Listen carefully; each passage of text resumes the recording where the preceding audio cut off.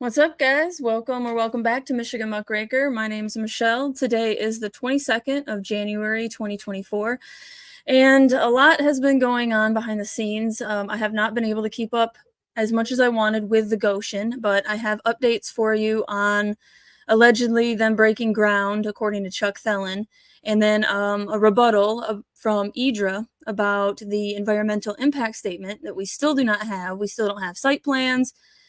And the new board seems to be struggling with combating Gotion, which is obviously troublesome. We wanted the board to be strong and to, go against Gotion. That's why they were hired and the other guys were fired. So hopefully things can turn around, but I got details for you I'm going to share.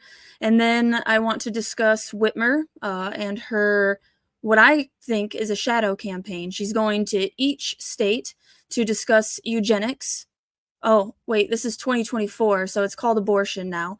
But she's going to each state in order to show her face, and I think that it's because she is going to try to replace Biden in August. And right now, my husband continues to tell me that Whitmer is not known in majority of states, although I think she's more known than most governors. But by the time this little tour is over that she's doing for Biden and Harris, everybody will know who she is. So to me, this is a shadow campaign. We shall see, right? It's a prediction I had. If you haven't checked out my predictions from last week, please do so. I've also predicted Lions versus Chiefs. It's still possible. We'll see. The other thing I wanted to discuss is Whitmer and her Michigan Population Council, which sounds very governmental, like the government, like we, the taxpayers, are paying for that initiative. However, it's come to light that it's actually nonprofits, which the connections, of course, go all the way to the United Nations. So I'm going to share that with you. And lastly, the Michigan GOP. There's a few more updates, and tonight I am actually going to go to Fremont. The Grassroots is hosting a Christina Caramo Q&A. So I'm going to go record that tonight at 6 p.m. So if you're interested, please look out for that live stream tonight. Somebody that I know has some very good questions that they're going to ask her that knows way more about the intricacies of the GOP, because I myself, being a libertarian and not very politically oriented, except for this last year when I've been diving into stuff, I don't have as much detail and know-how as this other individual. So I'm looking forward to the questions she has to ask Christina Caramo. I want clarification. So far, I have not seen anything that has changed my mind about Christina Caramo being attacked by the deep state or, the New World Order or what have you. Some kind of corrupt stuff is going on. But let's jump in first to Gotion. So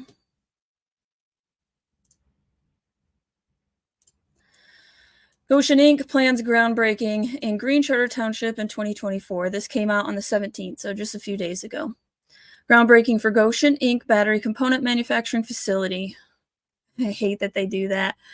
Planned for Green Charter Township in Mecosta County is expected to take place this summer. Gotion Inc. North American Manufacturing Vice President Chuck Thelen said the process is moving forward and they hope to break ground in 2024. By the way, thank you guys for joining me. Over on Rumble is working as well, so I figured it out today, thankfully. Our hiring has started. And I have 2 people that have accepted offers and will be starting next week. So we are moving forward, says Thelen, which again, he's the VP. His president is part of the World Economic Forum. Chen Li, I believe, is his name. Young global leader. So, he's directly attached to an individual that's part of the CCP and World Economic Forum. We are working with a forester, and we are going to start bringing down trees in a selective manner as soon as we can. Morning, Zoltan the man. It's good to see you here. I missed you a couple times last week, but I get it. We're busy. Can't always go to class when you're supposed to. Hopefully you're doing well and you got out of the city because, yeah, it's already starting to pop off in 2024. We are working with the forester and we are going to start bringing down trees in a selective manner as soon as we can. The trees will be select cut. We will not be doing any clear cutting except where the buildings and parking lots will go. That should start soon. Isn't it so green, this new EV battery plant? It's just so good for the environment and for Mother Earth and the trees and wetlands. We are not slowing down. You see some pumping the brakes in the EV industry, but that is not us. We are moving as fast as we can. We have the financing in place and we are moving forward, he said. Yes, the financing we gave. And again, this whole thing is very discouraging in the fact that our government isn't listening to us. Now, it's been, showcased time and time and time again. And yet, what do we do? They don't respect us. They don't care what we want. So how do we stop them? That is my question. We have a lot of progress to go through with permit applications and award of permits, which will take approximately 6 months. We are going through that process now, and as soon as those permits are awarded, we will start groundbreaking. Representatives from the Michigan Department of Environment, Great Lakes Eagle, have met with Thelen and walked the property where the facility is planned to determine what, if any, environmental concerns there may be. Thelen said previously that they're still, why doesn't it matter that the people don't want it in the area? Why? Can't you go somewhere else? Why are you still shoving it down our throats? Thelen said previously that they are working with the different Eagle departments. I mean, I don't want them to go anywhere else, honestly, but there are groups of people that want this type of technology, and I believe in the free market. So if you want this type of technology where you live, then by all means, I'm not going to try to stop you. But we don't want it here, and yet we're not being respected. And environmental justice is supposed to be for the poor rural areas as well, but I got some info on that I'll share with you in just a second. Thelen said previously that they are working with the different Eagle departments, including air quality, water quality, and wetlands, sitting down with them and discussing what is required from them for the permitting. I have a good source that says that air quality was only spoken to once and that they don't really know any plans. And when asked if that could be gotten in writing, that statement could be written down for proof, that individual said, I have to ask in order to do that. So there is just so much shady things going on that, of course, we can't be surprised, right? It's been shady from the beginning, which is one of the major reasons we've had an issue with it. Hello, Dragonfly. Welcome, welcome. Hopefully you're doing well. Thelen said previously that they are working with the different Eagle departments. Oh, sorry, I already read that. We will be taking steps to minimize our environmental footprint. Thelen said, my focus on the environment has been strong for the past 30 years. I have done habitat restoration projects working with Fish and Wildlife Services and worked with Pheasants Forever to rebuild habitats. The environment means a lot to me. I hunt those woods, fish these waters, and I will not jeopardize them. Well, the community has caught him in lies several times, so I don't trust a word that he says, for one. For two, if you look into Pheasants Forever, then you will know that they too are implementing the United Nations Sustainable Development Goals. And so anything that the United Nations touches, just think of it as a Trojan horse using the art of war. They don't have to actually fight us. They're changing our policies and using NGOs, nonprofits, and so forth to do so. Thelen said, going forward, his plan is to benefit the community not only through donations. Okay, so you're going to bribe us. It ain't going to work. And donations to worthy organizations, but also through providing good paying jobs. Again, $45,000 a year. It's not saying that it's nothing, but these jobs are not sought after. They're not good jobs, and they're not good paying for the type of work that you're doing. I did this because I want to help my community, Thelen said. No, he did it because he knows Whitmer has sold us out to Davos and that he can get it done. That our government is a central planning government here in Michigan, unfortunately. And he has connections with the MEDC and with the right place, which they all are connected. So that's why he chose here. He doesn't give a crap about the community. If he did, he would listen to us and leave. Not him personally, but his business, obviously. There is nothing that makes Mecosta County undeserving of something like this. When I had the opportunity to do this, after I researched many different sites, including greenfields and brownfields in 20 different states, we looked at the data, and the support we got from Michigan was very strong throughout the process. Again, our government is willing to give our taxpayer dollars away. And when Whitmer was asked about lowering taxes, she said, "I don't think so. We need this surplus." But again, this is all central planning. You steal our money and then use it for things that we don't really want. But you know better than us, according to Whitmer and all her elitists. It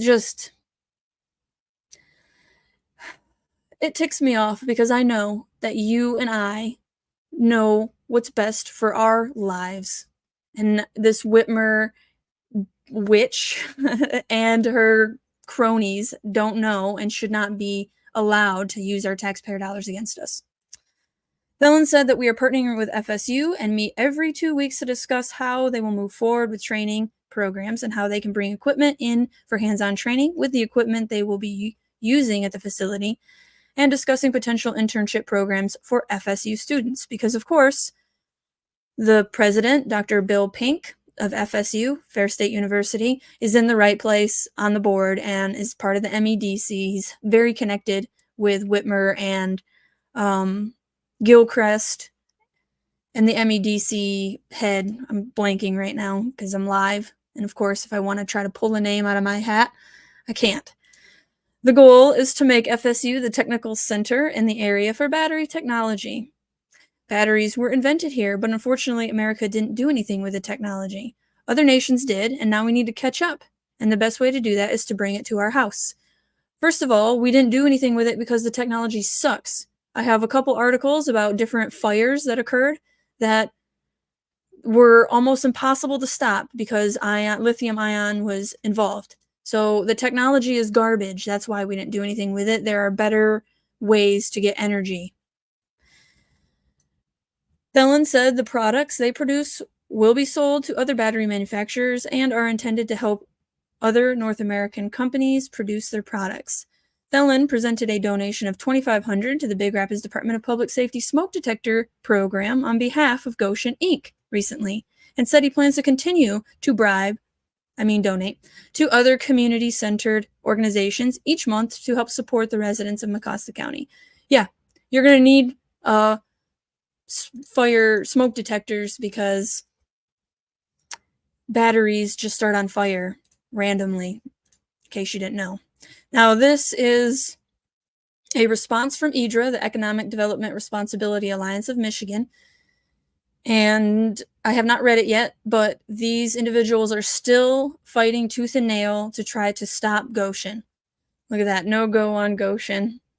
This is, I guess, where they might start clear-cutting trees.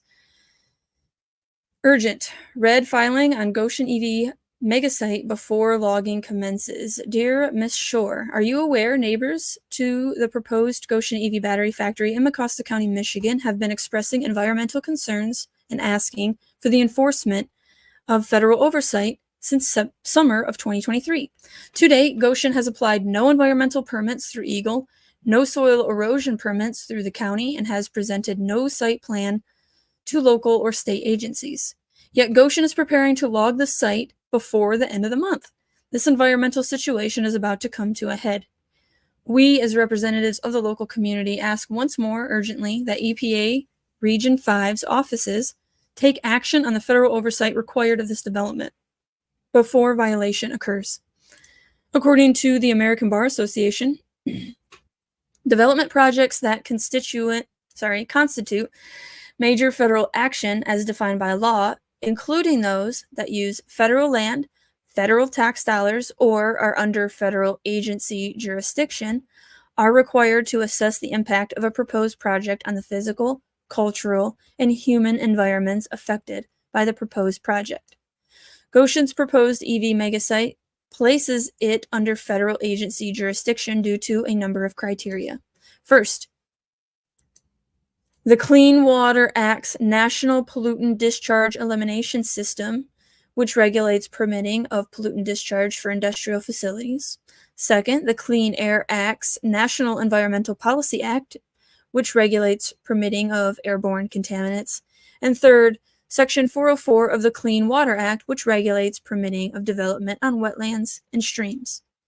In October of 2022, Gotion's own consulting firm, Bar Engineering, delineated over 60 acres of wetlands within the reviewed 257 acres, the majority of which are protected under Part 303 of the state's Wetlands Protection under the National Resources and Environmental Protection Act. Gotion's proposed site also qualifies under Part 303 due to its proximity to the historic cold-water transitional stream Dazil Creek, a near tributary to the Muskegon River. Eagle's dredge and fill permits for Part 303 areas explicitly require permits to be issued before activity can begin by state law.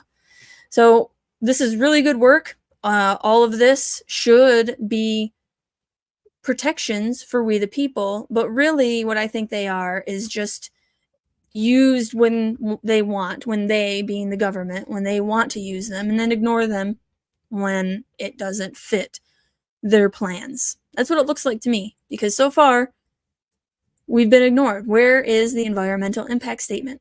Or if there's more than one, where are they?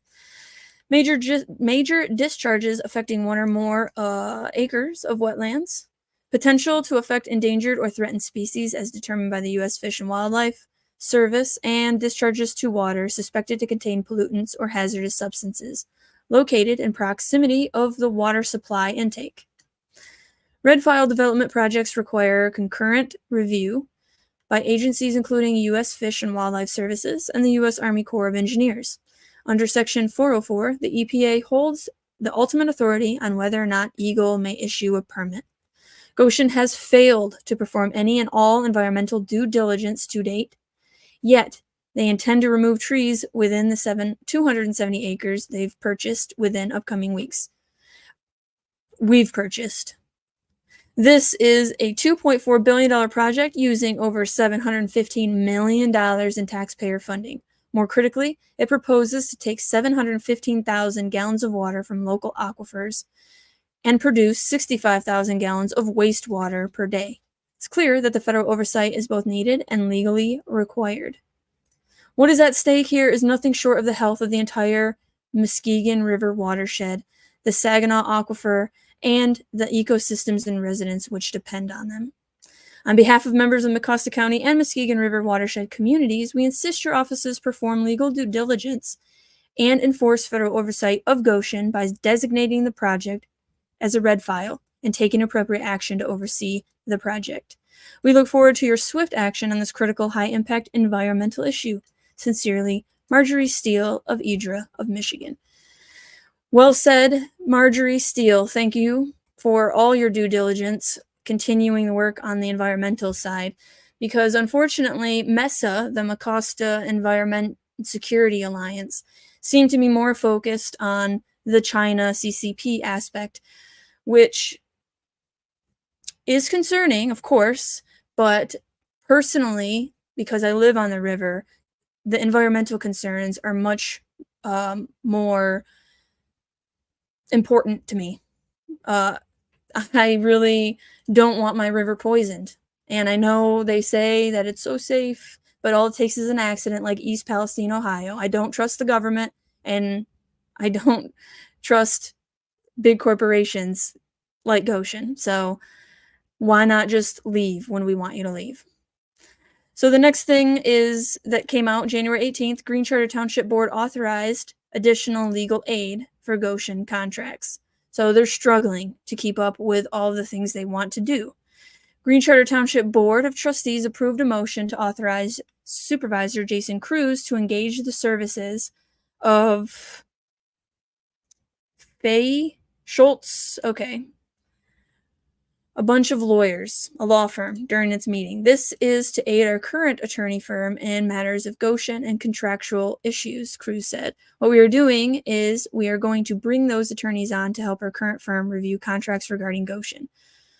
Trustee Kelly Cushway asked if the attorneys have experience working with municipalities and questioned the need for additional attorneys. They are township attorneys right now. It is just assisting the other firm. We are so bogged down with all sorts of things that are happening in our township right now. With dealing with all these caveats, FOIAs, and all these types of things, our attorney firm is pretty tied up with all these affairs and trying to manage other townships. Just to make sure we answer all the affairs we have on our plate, we want to get some help and make sure it's to do this in a timely manner. Cushway said he doesn't have a lot of confidence in the current team of attorneys and asked if the new firm would be taking the lead on Township's legal counsel. Previously, we asked questions, and attorneys seemed like a deer in the headlights. Then, at the last meeting, I think he screwed up on the time and place on the posted information, Cushway said. That's stuff you don't expect to happen when dealing with a law firm. There have been a couple of red flags that have made me a little concerned, and that is why I'm asking if the new attorneys will be the lead or not.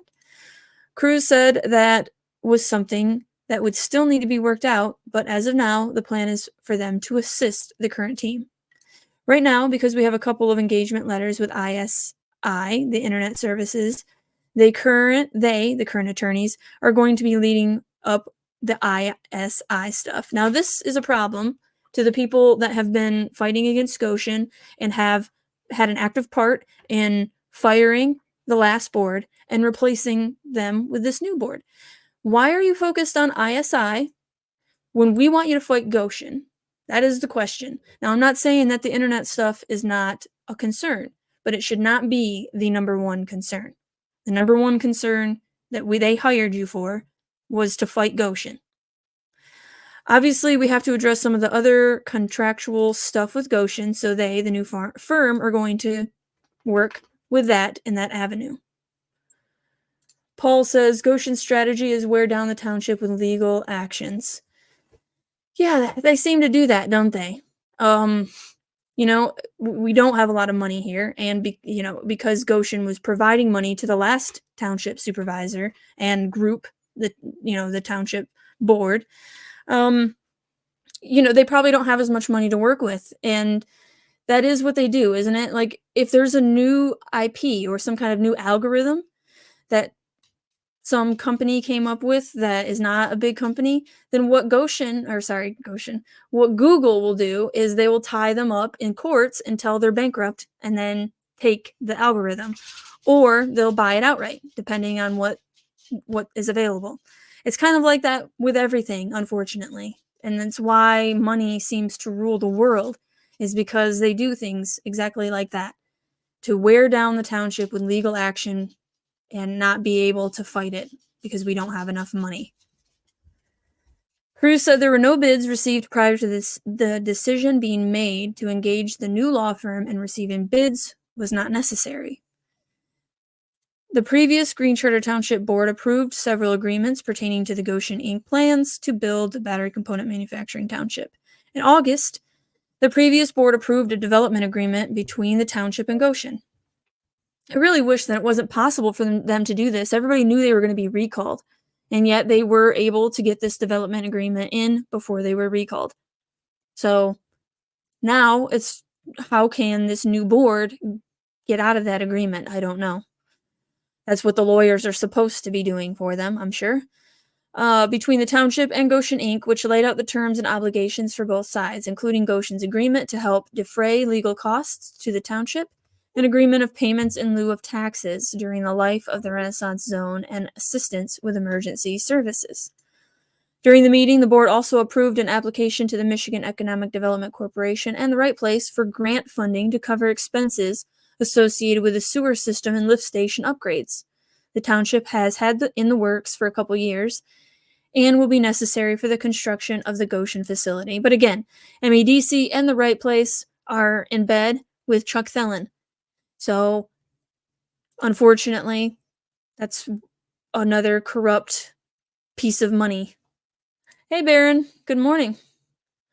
Let's see.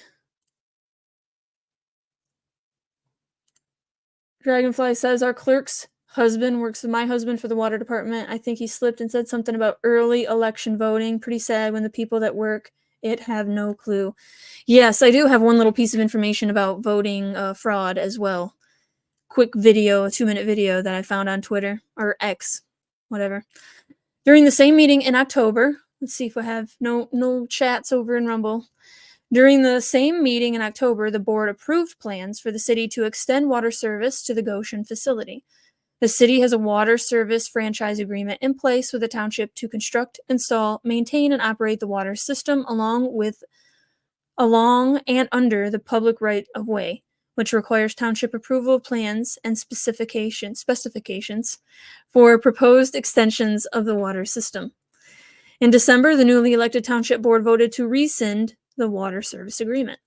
Big Rapids City Manager Mark Gifford said at the time that he and Big Rapids Mayor Fred Gunther were in conversations with the new board and would continue to work with them regarding the Gotion agreement. Now, these two individuals approved Gotion right after the Renaissance Zone. The Big Rapids leadership all said, yeah, we're totally for it. I'm sure that they've known about it for 2 years beforehand, like the rest of them. But, of course, I can't prove that definitively because of NDAs, which I'm very much against. Green Charter Township Board faces questions. So this came out on the 19th. They had a board meeting or a special meeting, and again, people that have been fighting Gotion this entire time stepped up and voiced their concern about Gotion supposedly breaking ground. The newly elected Township Board of Trustees addressed questions regarding their handling of the Gotion Inc. manufacturing plans to construct an electric vehicle component manufacturing facility. Resident Brandy Sweet asked the board when the community would be getting an update from the board on what steps they are taking to halt the project.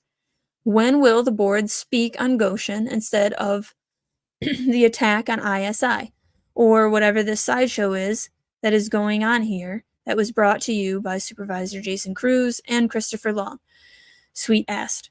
You said it looks like the development is moving forward. Well, nobody has ever reached out or paid any attention to numerous things that will halt this development. Stop using the excuse that you don't have access. You have access right here. Chuck Thelen is right here. There are no questions being asked. Is he being allowed time on the agenda for updates? Is he responding to emails? All great questions. Like, Chuck Thelen has been going to the meetings. Why aren't there any updates? All this time, you went after Jim Chapman and everybody else for their buddy secretive things, and that is exactly what is going on now. We would like some updates. We are done with non-transparency. Jessica Sharp agreed with the community, would like more transparency from the board regarding their actions in the Gotion project.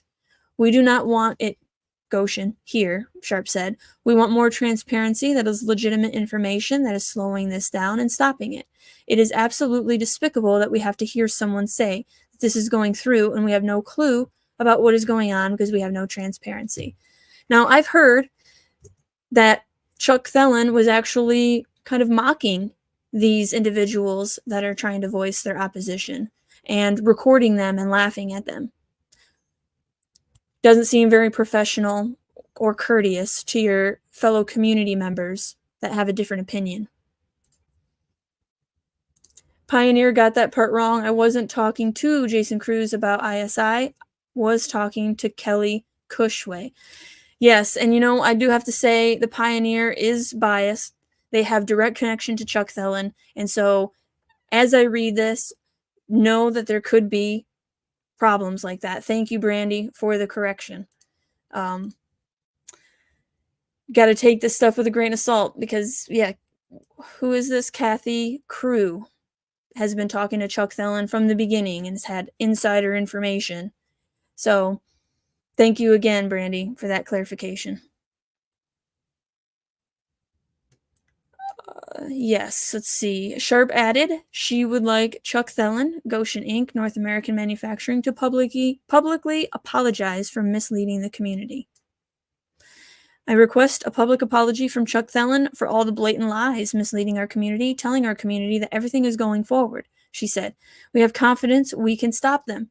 We don't want our environment ruined by some project that doesn't care about our community. We would like to know when he is going to be stopped in his tracks for lying to the paper and telling us this stuff is okay when it is not. We do not want our river contaminated by Gotion.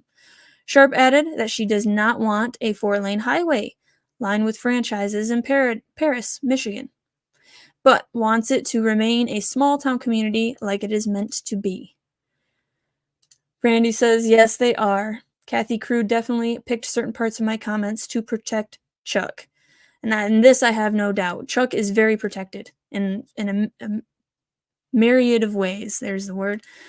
And that's why when he says something, I don't believe him. Not to mention, again, who his president is, who he actually works for. And I've seen pictures of him with Chen Li's dad, Zen Li, who is absolutely a very powerful member of the CCP because he's the most, he's a billionaire. He's the richest man in that province that he's in, but I can't remember what it's called right now. Sorry. But yes, Chuck Thellen's connected to very rich and powerful people, and the fact that he's mocking us irritates me. But you know, justice will come. I've been listening to the Count of Monte Cristo, and eventually, no one gets away with anything in this world. I truly believe that. Read Crime and Punishment too. No one gets away with anything. So justice will come. Steele said the company had a survey conducted in October 2022, which found that there are 60 acres of wetlands on the purchased property, and that was confirmed by Eagle, but it was not disclosed in the company's grant paperwork submitted to the MEDC. They were aware of this, and Eagle has since confirmed that these are indeed protected wetlands, which makes this CIP, Critical Industry Program grant, under the Strategic Site Readiness Program grant, eligible for clawback consideration under material misrepresentation, Steele said. If the applicant makes a material misrepresentation under the grant agreement, any required commissions thereunder or any reimbursement requests under the terms will be required to pay back 100%. Steele added, although she hasn't looked closely at the development agreement, she believes there will be more material misrepresentation found. Of course, because we haven't been able to look at the development agreement. I ask all of you, who do you work for? She said. You work for the people of Green Charter Township, and the job they hired you to do is not to fight ISI, it is to fight Gotion. I am happy to collaborate if you want more, but this should be enough to get you started. Thelen, who attended the meeting, chose not to respond to the accusations being made. Let's see. Yes, they are. Kathy Crew definitely picked certain parts of my comment to protect Chuck. I already read that out loud. Sorry. I only have decaf coffee this morning, and that's why my mind isn't working as it should. Barron says, it's an indisputable fact that China is #1 international threat to the whole country, not just Michigan, and these people are working in support of it. What does that tell us? Yeah, traitors. Traitors. They are part of the New World Order. They're part of the global governance. They're not part of America. They don't want America to exist. They want one world government. And can you blame them? I can, but they don't have to stay here. They can live wherever they want. That's a problem. That they have no allegiance. That's the problem. Not that they can live wherever they want, but that they have no allegiance. I can't speak too much to it right now, but if by any means possible we are going to look at replacing that lift station, Crew said. If Gotion comes in and those grants are available, of course we are going to grab them. We are meeting with Randy Thelen, the right place, to discuss some of those avenues and what is happening with some of those sub-grants. During the meeting, the board also approved the following: the purchase of a new copy machine at the cost of $4,900, and hiring Tim Averill as the new IT director to help him with the transition to the new system at no cost to the township. Now, I have heard that this board has a lot of connections to the Republicans that are behind MESA, the Mecosta Environment and Security Alliance, and that this individual is also connected with all of those Republicans. So I just hope that this board is actually going to work for and is working for the people and is not working for Republican government shadow group. Hopefully they're working for the people. Letter to the editor. I think this is the last. Oh, real quick, I'm going to show this. Green Township Happenings is a new channel that is going to start showing the meetings. Thankfully, we need more muckrakers because unfortunately I can't get to every meeting, but it's important to understand what's going on there because it was historic, I guess you could say. Was amazing that the whole board got fired and replaced. That's awesome. But we need to make sure we're holding them accountable and recording, live streaming it. That's a perfect way to do it. Letter to the editor, detecting Gotion's smoke screens. Is it possible to be fooled? We would all say yes. Now, yes, let me say, this is Darren Iozia, January 21st. Is it possible to be buttered up? Of course. I would say don't be unwise or fooled. Gotion donates to the smoke detector program January 12th. The people of Green Charter Township and Big Rapids Township have spoken up in the last election regarding Gotion. That is the very reason, the only reason, they recalled every member of the Green Charter Township Board. Yes, Mr. Chuck Thelen, we can expect more of this in the coming days. It's not hard to figure out. But it does not erase from the fact that Gotion is a China-owned company. And yes, Volkswagen, as I found out, is heavily either owned or compromised by China, with leadership ties to the CCP. Will our local leaders continue to allow themselves to be led by good gestures, niceties, and friendliness alone? On the surface, that is shallowness and entrapment. It can never take away from the underlying fact. I and others have written so much on this. Gotion ties the need or lack thereof for EVs and batteries. Will our local leaders, with exception of Green Charter Township and Big Rapids Township leaders, continue to be mesmerized and fooled and bribed? It blinds the eyes to other things. We expect more from our leaders. It boils down to the people have spoken in this instance. If we want to preserve democracy, then Gotion is not welcome here. It's that simple. But gifts eventually blind the eyes. Bruce W. Bowling of Big Rapids Township. Yeah, democracy. I don't think that they're about preserving democracy. It's all just lip service, which, by the way, we're a republic. And the reason why democracy is cringe is because, unfortunately, if you just dumb down 51% of the population, then you can rule.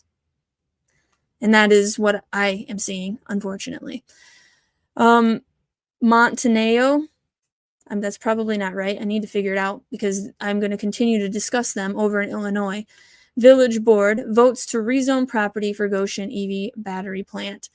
The Village Board voted to rezone the property for the new EV battery factory. Gotion is over there as well. The area will now be zoned as heavy industrial. Some residents are outraged at the decision and shouted during the voting process. The roughly $2 billion Chinese-owned Gotion manufacturing facility is expected to create more than 2,600 new jobs.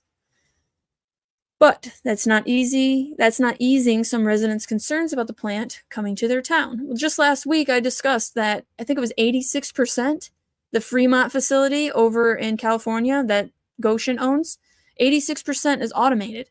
So when they say 2,600 jobs, you cannot believe it. That is, again, lip service. It's lies. And I feel sorry for them over there. The board didn't listen to them. You can, of course, recall them all. But will it change anything? That is the question. Will they listen? Oh, I forgot I had one more thing about Gotion. Exclusive parent of U.S. battery maker participated in Communist Party programs that acquire tech for China's military.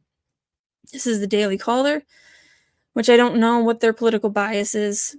Let me know in the comments. Let me know. This just came out, though, January 16th, so new intel.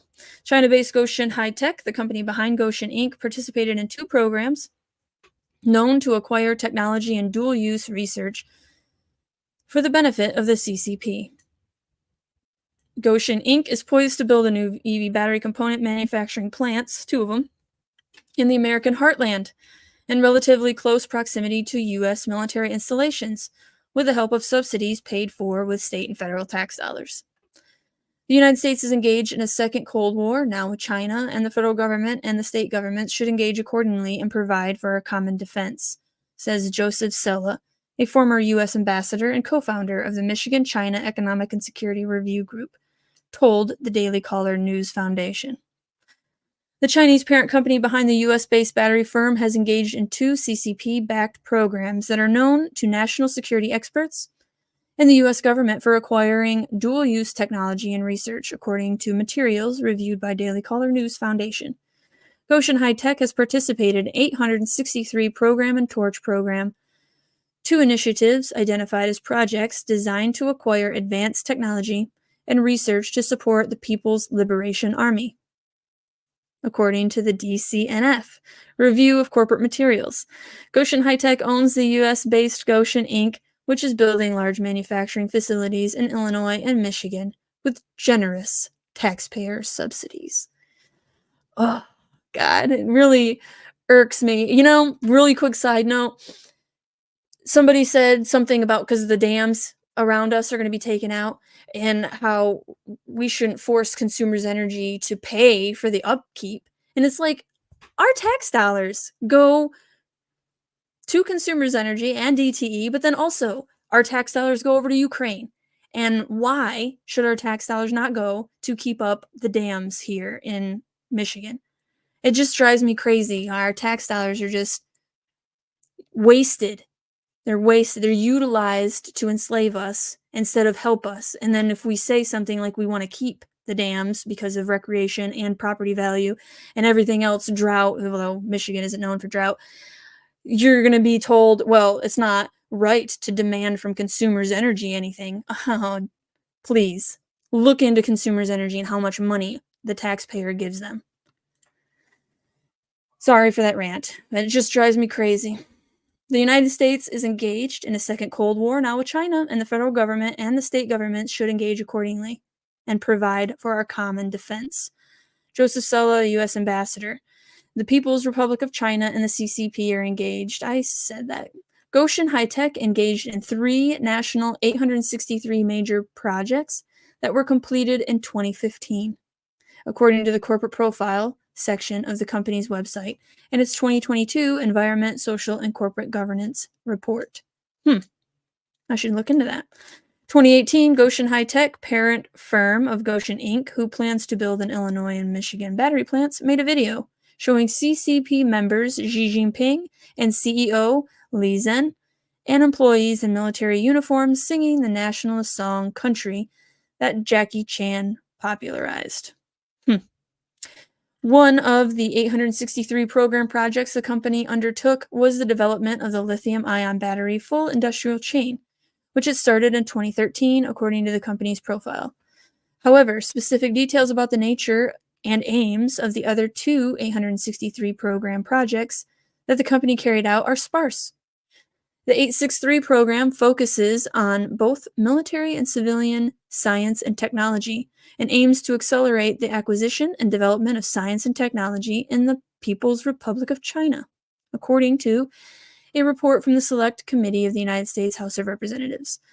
The program, launched in 1986, provides funding and guidance for efforts to clandestinely acquire U.S. technology and sensitive economic information, according to the Office of National Counterintelligence Executive.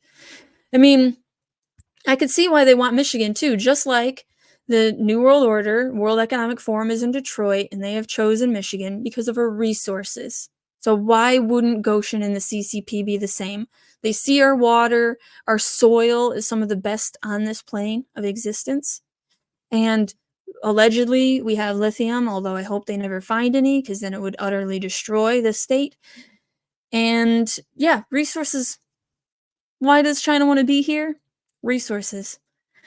The CCP spent approximately $800 million annually on the program between 2009 and 2013, according to the 2019 report prepared by the U.S. China Economic and Security Review Commission by the independent research firm.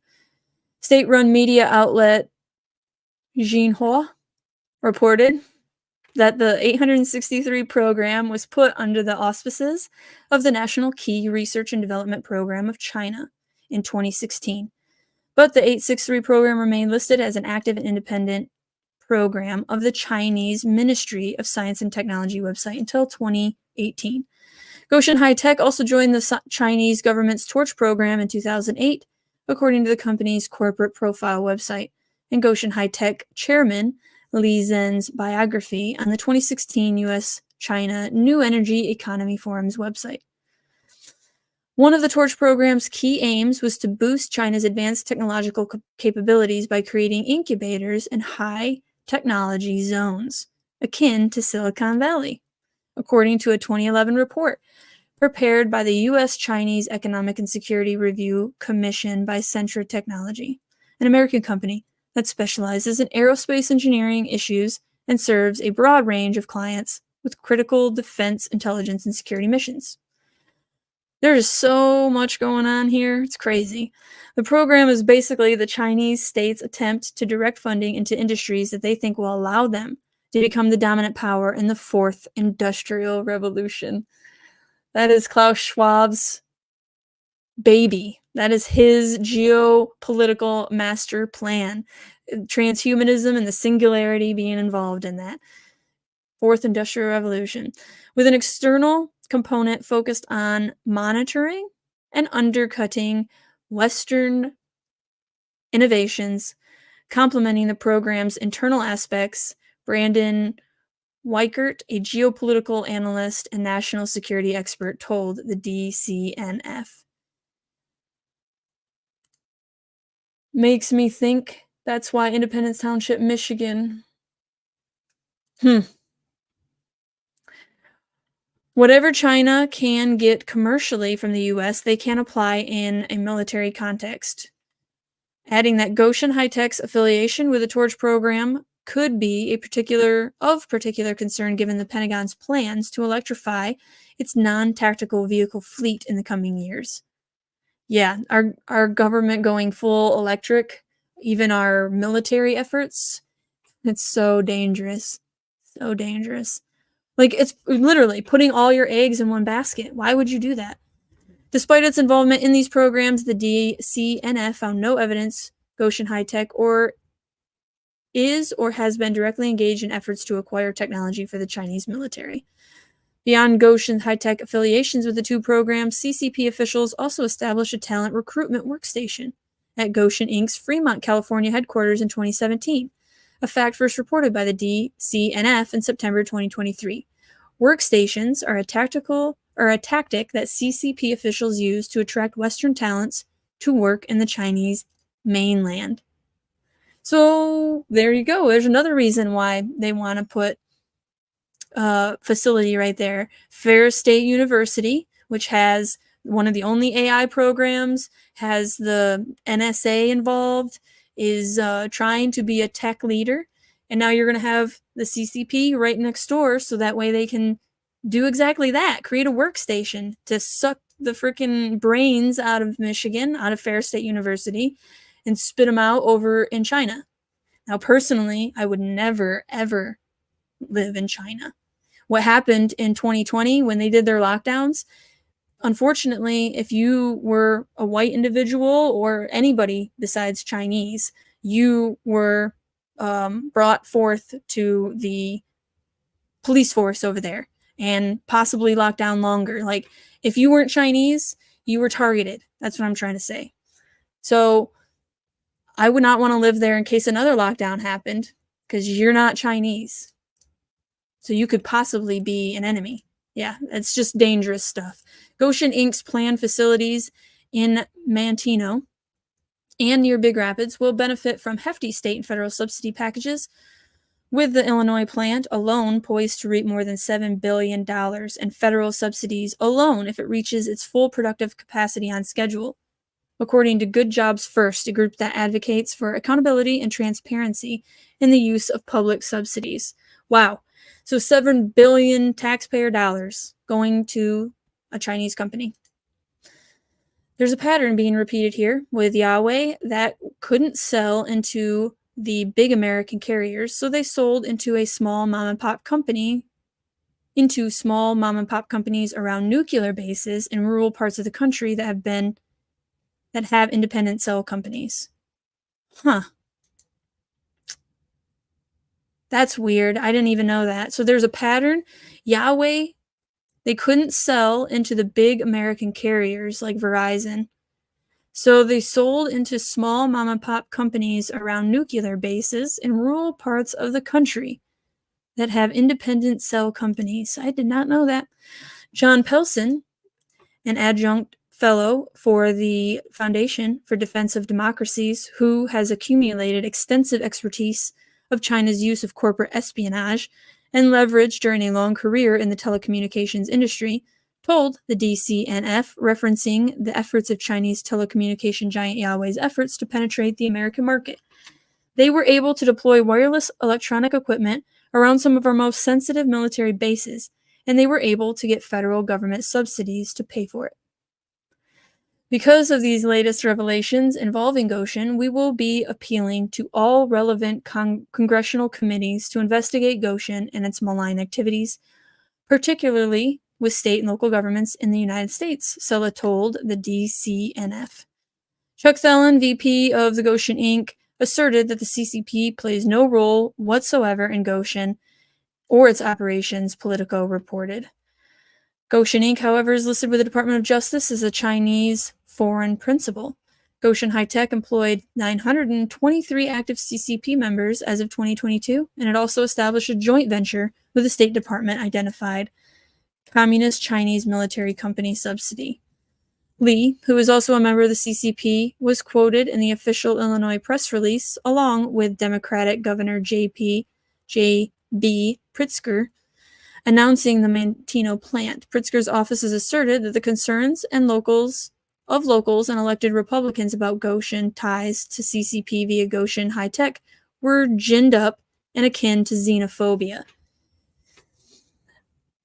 You know, that is coming from a governor, one of 3 governors that sold out to Davos, that went last year to Davos. And this individual gave $250,000, that was the max that can be recorded, that can be given, to Whitmer for her campaign for governor in 2022.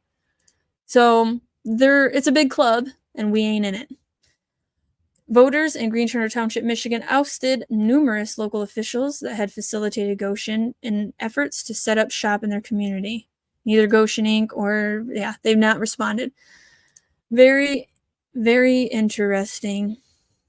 Hopefully, again, that Gotion can be stopped without drastic measures. But we don't want it here.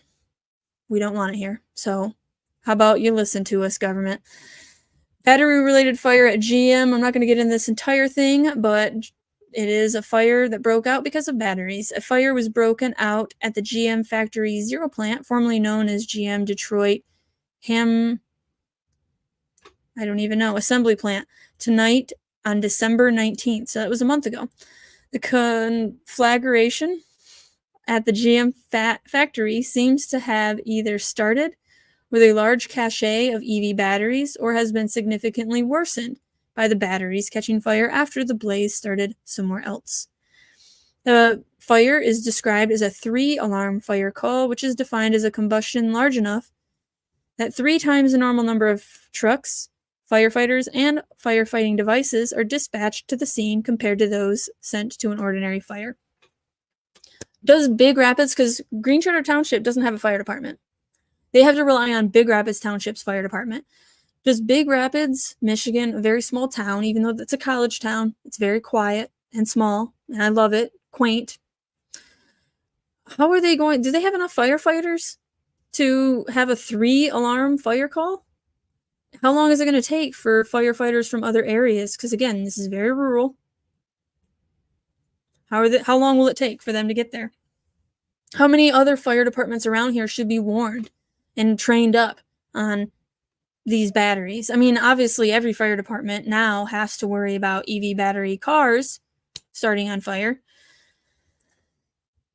A 2-alarm fire call is the largest that is sent to a normal fire. The 3-alarm and higher calls reserved for large-scale blazes, likely to take hours to extinguish. A 16-alarm fire in New York in 1995 involved over 700 firefighters to halt an inferno in a hotel complex. Holy crap. Firefighters are currently engaging the conflagration inside the GM Factory Zero complex. According to the reports and chatter on emergency scanner frequencies, the fire has not yet been contained and is still spreading through the complex.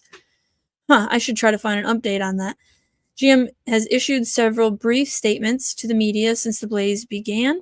The most recent indicate that the workers at the GM factory plant are safe, presumably meaning that there are no known employee injuries.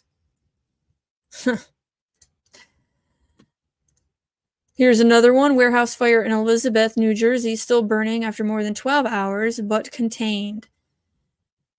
Again, I'm not going to get into this one, but just to reiterate my point, if something were to happen, an accident, because I'm not going to say that anything nefarious would be planned, then this whole area would be blighted. And unfortunately, the firefighters, I do not think, are ready for that kind of fire. It's official. Cars are the worst product category we have ever reviewed for privacy. When I read this, I needed to share with you guys. It came out September 6th of 2023, sticking on the vehicle issue. Wind in your hair, yeah, okay.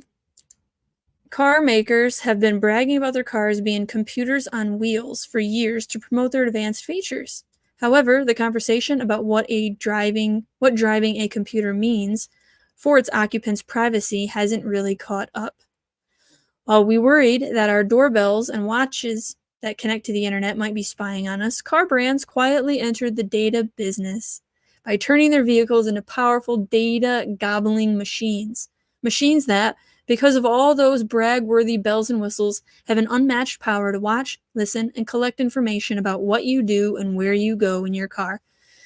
Now, I actually looked for this information because my husband and I were having a conversation in our truck, and advertisements from our conversation shortly came onto our phone. So I thought, that's the only time we talked about that topic was in the truck.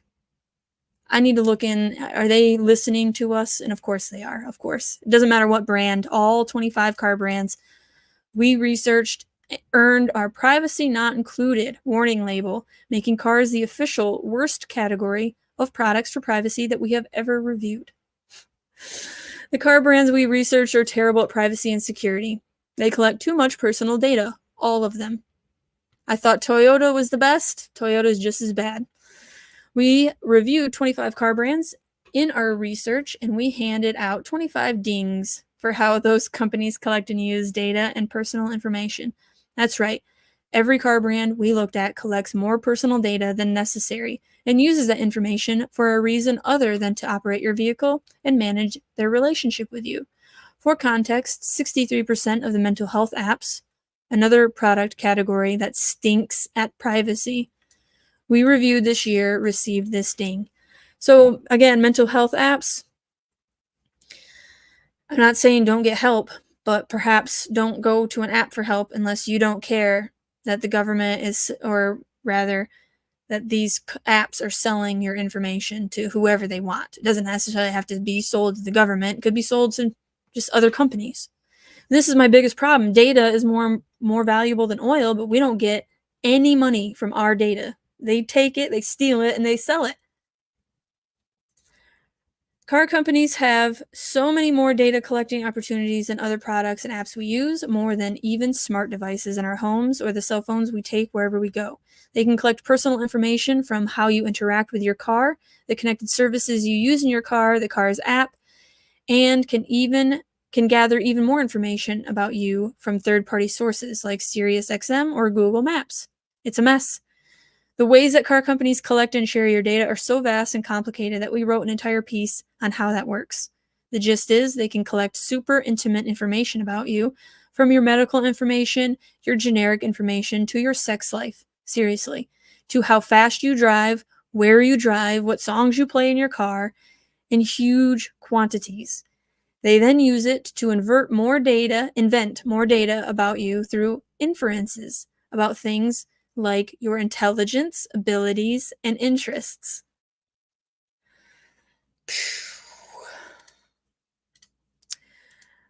Most, 84%, share or sell your data. It's bad enough that the behemoth corporations that own your car have all the personal information in their possession to use for their own research, marketing, or ultra-vague business purposes.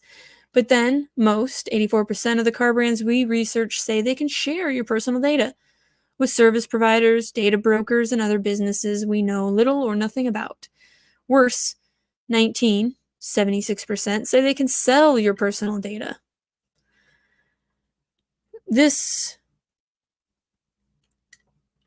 is a very long piece of information. I will have it linked down below. I have more to get to, so I'm going to move on. Not down below, I'm sorry. I will have it linked in the Substack article that will be out by the end of today. All of the references for everything that I share will be in that Substack because I think sharing information is the most important thing we can do right now to try to make the masses aware of what's going on so that the masses can do something about it. Because one person, 2 people, 100 people are not going to change this. We need all of the people. We need everybody. Everybody that's not involved in this conspiracy. The new blue screen of death, your vehicle cannot be driven. This right here shows what's going to happen when we switch to vehicles being a service rather than a product. The more things change, the more they stay the same. Gone are the days of Windows 95, heading into 2024. There's an entirely new blue screen of death people apparently need to be watching for in their cars. This week, a photo went viral of social media purporting to show a Ford vehicle displaying a "Your vehicle cannot be driven" message after a failed software update. Please call customer support, the screen urges. A post on one car enthusiast forum questioned the authenticity of the screenshot, stating, "This is going around Twitter, but I couldn't find any mention. Is it even real? The phone number, when Googled, doesn't turn up anything official." One person responded, "That's the message you will see on the rare occasion that an OTA fails. It's a special customer service phone number for dealing with failed OTA." It's from a user on Reddit. His car has since been fixed and is back to normal. If an OTA update fails in such a way, the screen would be necessary. They should automatically revert to the last working state and notify the user. This is essentially a solved problem in the world of computing. I'm sure there's some wrinkles that make it difficult, but it's fundamentally something they should change their systems to make it impossible. In response, another shared issues they were having with Ford's OTA update, stating, "I'm still dealing with a failed OTA update. My 6.2.0 was incomplete. Called Ford Motor Company and they confirmed the failed update and stated the update would try again within 30 days. 60 days later, with no update, they sent me to a dealer for service. The nightmare continued. Dealer claimed to have updated the software. My car was delivered to my home and nothing was fixed. In fact, my software reverted to 4.2.1. Now my service manager has no idea what to do. I can't change drive modes, open trunk or frunk, and pre-collision warning turns on all the time. I can still drive, but with limited capability. Feels like a car with a sprained ankle." This is an accident. This is just an update that didn't go through because that's what happens with software sometimes. It can mess up. So now you're relying on that software and your car won't work because the software won't work. Very dangerous stuff because that's just an accident. But what if you say something in your car against Ford and they don't like it and then they just shut your car off remotely? Why not? Why wouldn't they do that? You would stop talking bad about Ford, wouldn't you? Another mechanics forum user posted a photo of the picture with a comment, "I sort of hope this is fake, but if it hasn't happened yet, I presume someday it would. The old joke used to be that if Microsoft made cars, every once in a while they would just quit. Everyone would have to get out, walk 360 degrees around the car, and get back in." Well, blue screen of death, the first one. EV owners told to preheat cars and charge overnight as Tesla abandoned in the United States. So, if you are not from the Midwest, then you have not been dealing with sub-zero temperatures. We've had a big freeze here for the last week, and electric vehicles have completely failed. I have seen video after video on Twitter. I've read article after article on the fact that these vehicles cannot withstand the cold. And now Michigan is getting warmer and warmer. It seems much more mild in the winter than normal, besides this cold front. But still, it gets cold here. It gets cold in the Midwest. It gets cold in the North. So, how are you supposed to rely on these vehicles in the freezing cold? You can't. Owners of electric cars have been warned to keep them charged overnight and warm before use to avoid getting caught short in the freezing temperatures. Oh yeah, the charging stations themselves don't work either. It's not just the car. Charging stations freeze too. Electric cars can lose between 10% and 20% of their range when temperatures drop as the lithium-ion battery becomes less efficient and drivers switch on features such as heating, the AA said. Oh no, heating, it's just too hard on the battery. The UK has had its coldest night of winter so far this week, this with snow and ice keeping hundreds of schools closed yesterday. But temperatures are expected to rise again. EV drivers should consider keeping their cars plugged in overnight and preconditioning the car. Sorry about my dog. He just scared me. There's no reason for that. Which in many models can be done via an app from the comfort of your own home, said Edmund King. Colder batteries can take longer to charge or are less efficient, reducing range. Tesla drivers in Chicago, where temperatures have reached negative 34 degrees Celsius. Wow.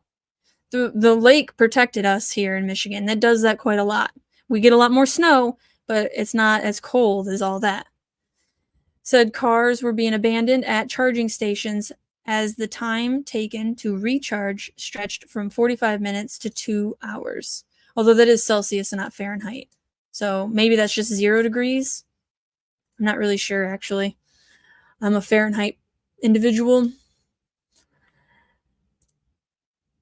Now we're getting on to some other Michigan news here. Just an update. The Michigan Department of Education has called the legislature to create a bill that would require every student, including private school and homeschool students in Michigan, to be tracked annually by the government database.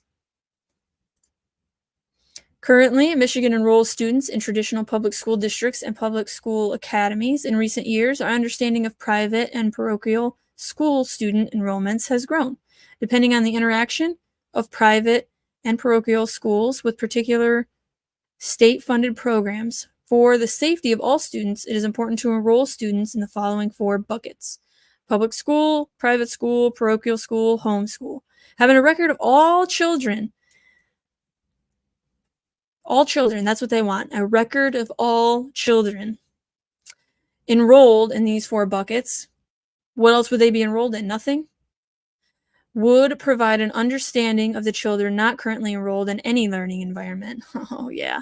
The issue of missing children is a national problem with potential negative consequences for too many children.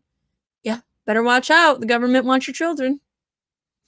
Parents should be able to choose the best education system for their children. However, there is a history in Michigan and across the nation of some children not receiving any education at all, in particularly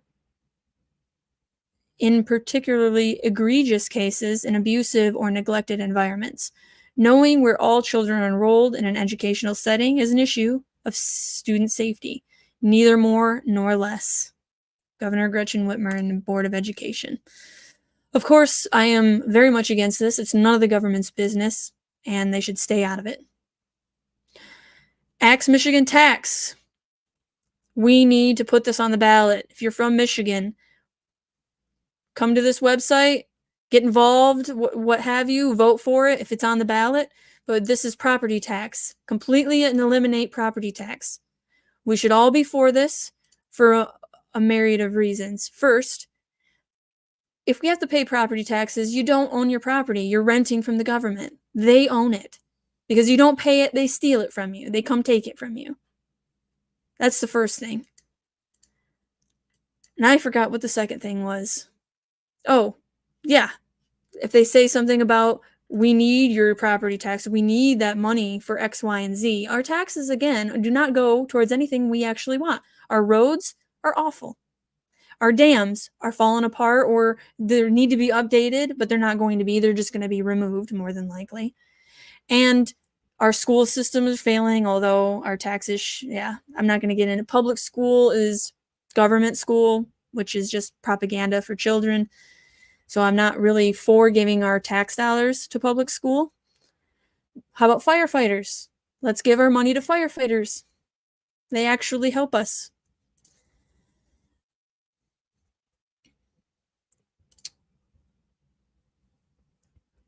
New bombshell evidence of 2020 voter fraud where...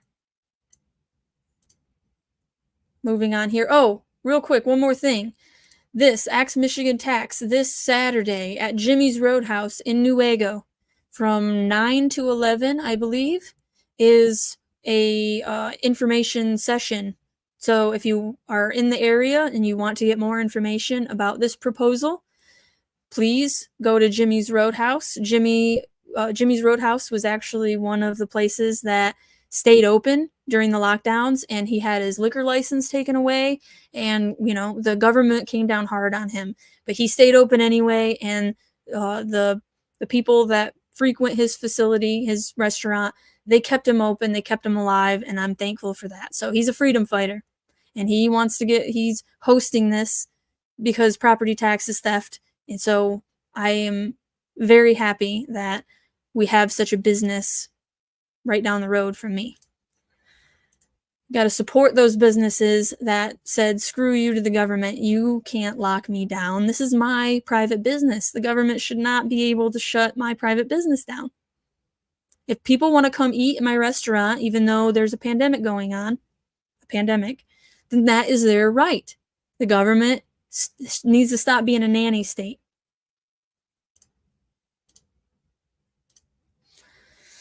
New bombshell evidence of voter fraud. That's what we're going to get into now. I have not listened to this yet, but it's only, it's 6 minutes. So we're going to check it out. Public in Michigan's statewide investigation of voter fraud in the 2020 election. Video of law enforcement interrogation of a potential voter fraud suspect has been released through a Freedom of Information Act request. It was published by the Gateway Pundit, and we're going to play some of that video for you today. Now, this is an investigation in which police reported, quote, clearly fraudulent ballot applications that were part of a multi-state voter registration scheme at the hands of a Democrat-funded organization, GBI Strategies. Michigan police said they handed the investigation off to the FBI. As far as we can tell, the FBI hasn't done anything with it. Police reports in the Michigan investigation show a month before the 2020 election, a Muskegon, Michigan city clerk noticed a woman dropping off thousands of completed voter registration applications. The clerk told police that many of the applications appeared to have the same handwriting, as if one person had filled them all out. And addresses on multiple forms were invalid or non-existent. Phone numbers on the forms were fake, and signatures did not match those on the file with the Secretary of State. So this woman, she called police. An investigation task force was formed, and a statewide investigation was initiated. The police report says that Michigan State Police interviewed the woman who dropped off the stacks of ballot applications, and she told them she worked for the Democrat-funded GBI Strategies and was being paid weekly to find unregistered voters and get them registered. Here's one of the newly released tapes of the woman named Brianna being interviewed by police. She says that she was promoted to the role of GBI Strategies of compliance to make sure those getting people registered were doing it correctly. She said, watch. And making sure no false registration. Because the Muskegon clerk did point some of them out to us that were bad. Yep, she did. She did it to me as well. Okay. Addresses, telephone number. Duplicate telephone numbers. Yep. Some signature not on file. Correct. And also some of the ID numbers don't even match. Not even match. So it's like that I didn't know how to stop. So you wouldn't have caught that in your system? If I didn't get a flag through our QC, no. So your QC, it doesn't necessarily have the previous registrations. There we go. Yep. So the city clerk, the actual city clerk, like, hey, this is not. Yeah. We have What they previous. have on file with that person. Absolutely. So that's where a red flag came in, which makes sense. And all you're looking for is it signed, is it dated, is it? With all these specific areas, like you said, hey, sign here, date here, make sure these specific areas. Now, she told police that being from out of town, she couldn't tell that some of those Michigan addresses were fake. And her job was just to make sure that they were filled out. Watch. You know, from our standpoint, when we look at it on its face, Muskegon calls and says, hey, she's coming in with hundreds of false applications at a time. See, and I didn't know they were false. When she told me, that's why that's why I was a day late with my deadline. I was in 19, as I stayed at Camden 20s. I really calmed through because I didn't want to put again in trouble or do nothing that was fraudulent. She then confirmed about 1,000 ballot applications were fraudulent in Muskegon alone. So she said she can only imagine what it was elsewhere, with GBI strategies being deployed throughout the state and in other states. Watch. Gary Bobley there also. Absolutely. And that was, you said, when? 8 o'clock every morning. Every morning? Every morning, 8 o'clock, yes. Has to be up. Do you know how many registration forms were turned in the state of Michigan? I know. That's funny, absolutely not. Do you No. have an idea how many got turned in Muskegon? Oh, Muskegon, from when I started Muskegon since October, I could say about 1,000, at least 1,500. How many came to our office? At least 2,500. How many were false? About 1,000, honestly. Yeah, that's why we thought it was a problem. We thought it was a So I got 1,000 falses at mine, so I can only imagine what they got there. Very interesting. Not surprising, though. Of course, there's corruption and both sides cheat. I think that, again, we should be able to have more than two sides, more than two choices. I really am tired of this whole two choices thing. You know, I actually wanted to say one more thing about Gotion. I forgot. Right here. So this is Regina Strong, environmental justice public advocate. This individual was actually contacted by a couple people and was supposed to get back to them about the Gotion, and, you know, we want environmental justice. It's supposed to be for the rural areas, the poorer areas, and yet she has not gotten back on the topic of Gotion with anybody that I know of.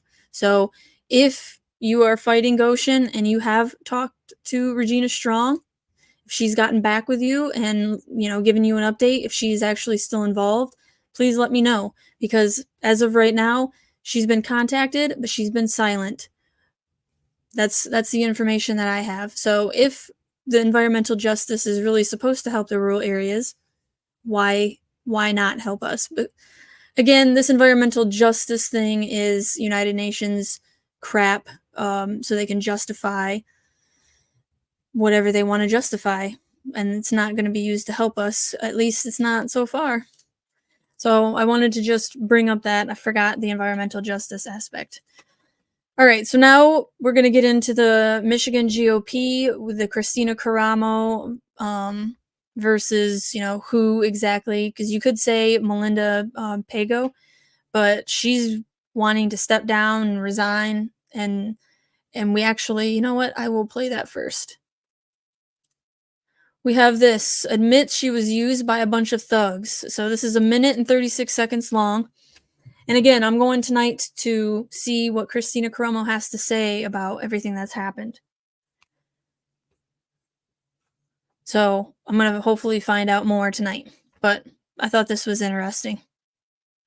Melinda, you made a mistake. Yes, I did. I didn't realize that was in there. Nobody knows these bylaws 100%. Do I try to follow them? Absolutely. If I make a mistake, I admitted it. We did the vote. We tried to rectify it.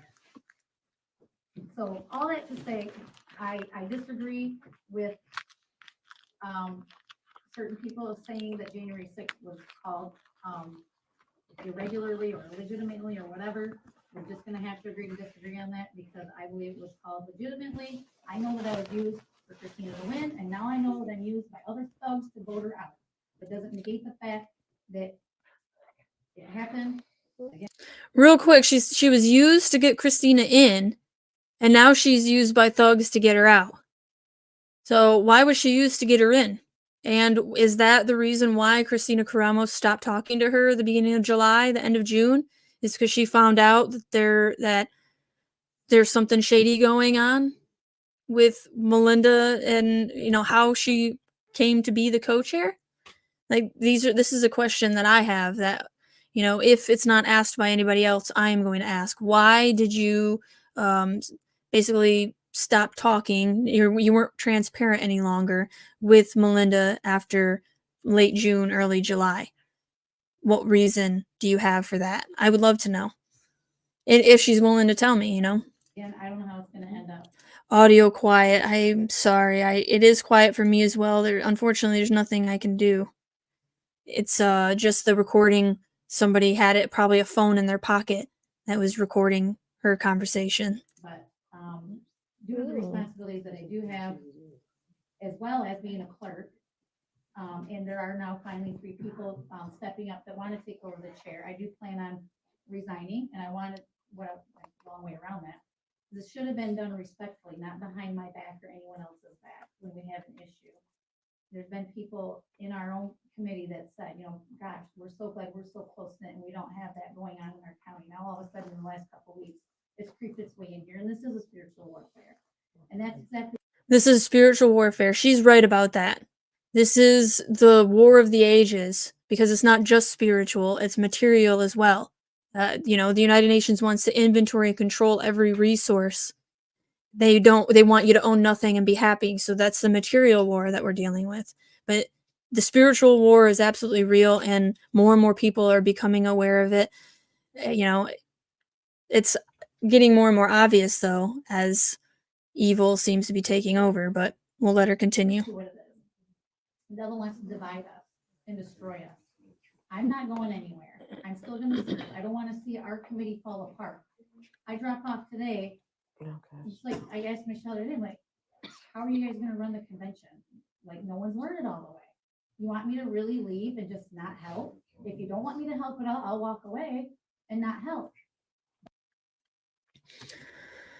So, unfortunately, a bunch of thugs are using her. At least that's what she said, and that's how she feels.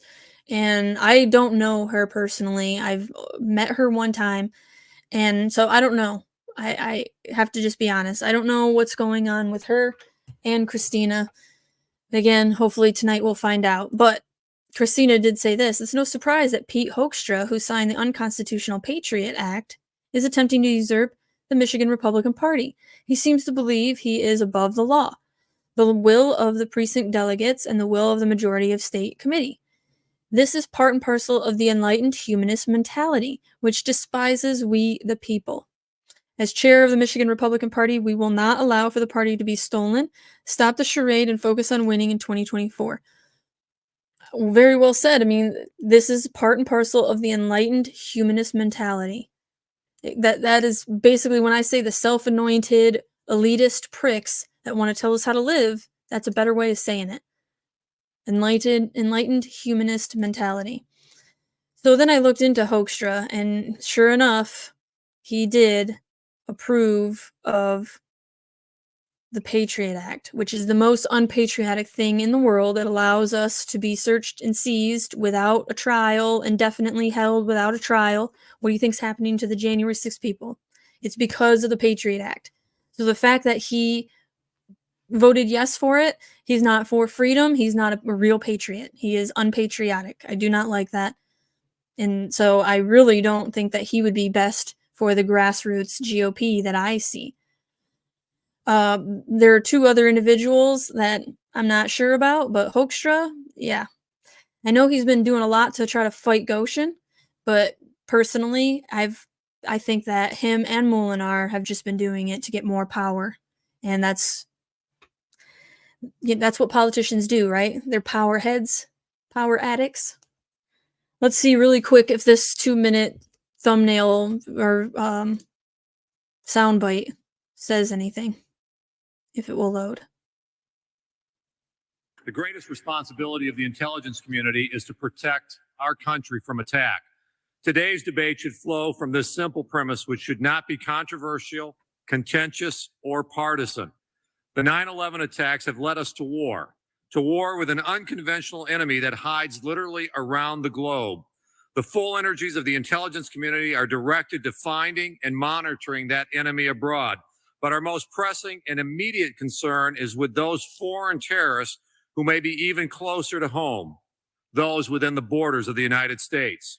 The USA Patriot Act has provided basic and fundamental tools to investigators to help them find foreign spies and terrorists who may seek to harm our nation.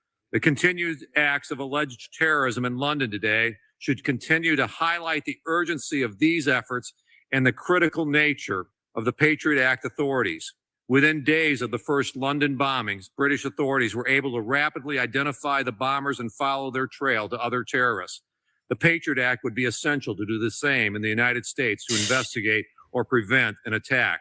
By now, you've all seen the chilling photograph of the very first group of London bombers to gather in a rail station. Fear. In the United States, the authorities of the Patriot Act likely would have been used to obtain that photograph.